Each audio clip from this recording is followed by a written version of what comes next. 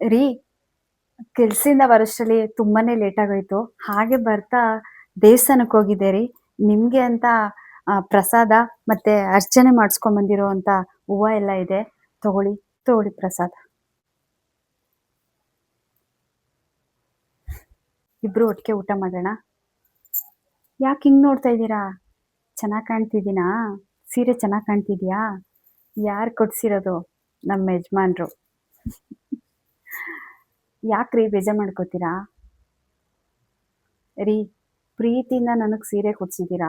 ಇದು ಕಮ್ಮಿ ದುಡ್ಡು ಅಂತ ಅಳೆಯಕ್ಕಾಗುತ್ತಾ? ಇದಕ್ಕೆ ಬೆಲೆ ಕಟ್ಟಕ್ಕಾಗಲ್ಲ. ಪ್ರೀತಿಯಿಂದ ನೀವು ತಂದು ಕೊಟ್ಟಿರೋ ಸೀರೆಗೆ ನಾನು ಯಾವತ್ತೂ ಆ ಥರ ಅನ್ಕೊಂಡಿಲ್ಲ ರೀ. ಮುಂದೊಂದು ದಿನ ನಾವು ತುಂಬ ಚೆನ್ನಾಗಾಗ್ತೀವಲ್ಲ, ಆವಾಗ ಒಳ್ಳೆ ಸೀರೆ ಕೊಡ್ಸೋರಂತೆ. ನಾನು ನಿಮ್ಮ ಹತ್ರ ಕೇಳೋದು ಒಂದೇ, ಪ್ರೀತಿಯಿಂದ ನನಗೆ ಮಲ್ಲಿಗೆ ಹೂ ತಂದುಕೊಟ್ರೆ ಸಾಕು. ಅದಕ್ಕಿಂತ ಖುಷಿ ಇನ್ನೇನೂ ಇಲ್ಲ ರೀ.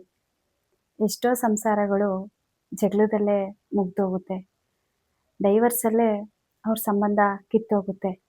ಆದರೆ ನೀವು ನನ್ನನ್ನು ಎಷ್ಟು ಪ್ರೀತಿ ಮಾಡ್ತೀರಾ, ಎಷ್ಟು ಚೆನ್ನಾಗಿ ನನ್ನನ್ನು ನೋಡ್ಕೋತೀರಾ. ಎಲ್ಲದಕ್ಕಿಂತ ಹೆಚ್ಚಾಗಿ ಹೇಳಬೇಕು ಅಂದರೆ ನೀವು ಸಿಕ್ಕಿರೋದು ನನ್ನ ಪುಣ್ಯ ಅನಿಸುತ್ತೆ. ಯಾಕೆಂದರೆ ನನ್ನನ್ನು ನೋಡ್ಕೋತೀರಾ, ನಮ್ಮ ಅಪ್ಪ ಅಮ್ಮನ ನೋಡ್ಕೋತೀರಾ. ನನ್ನ ಅಣ್ಣ ಸಾಲ ಮಾಡ್ಕೊಂಡಿದ್ದಾಗ ನಿಮ್ಮ ಕೈಲಾಗಿದ್ದು ನೀವು ಅವನ ಸಾಲನ ತೀರಿಸ್ಕೊಟ್ಟಿದ್ದೀರಾ. ಇದಕ್ಕಿಂತ ಇನ್ನೇನು ಬೇಕ್ರಿ?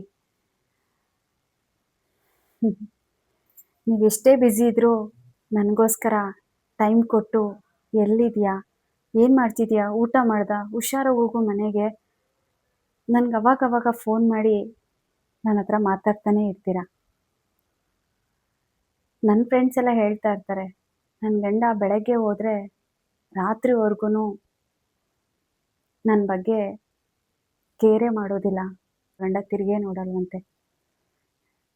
ಬೇರೆಯವರು ಬೇರೆಯವರು ನನ್ನ ಜೊತೆಲಿರೋ ಫ್ರೆಂಡ್ಸು ಅವ್ರ ಫ್ಯಾಮಿಲಿ ವಿಷಯನ ಹೇಳ್ಕೊಂಡಾಗ ನನಗೆಲ್ಲೋ ಅನಿಸ್ತು, ನಿಮ್ಮನ್ನು ಪಡೆದಿದ್ದು ನನ್ನ ಪುಣ್ಯ ಅಂತ. ಸರಿ ರೀ, ಒಟ್ಟಿಗೆ ಊಟ ಮಾಡೋಣ.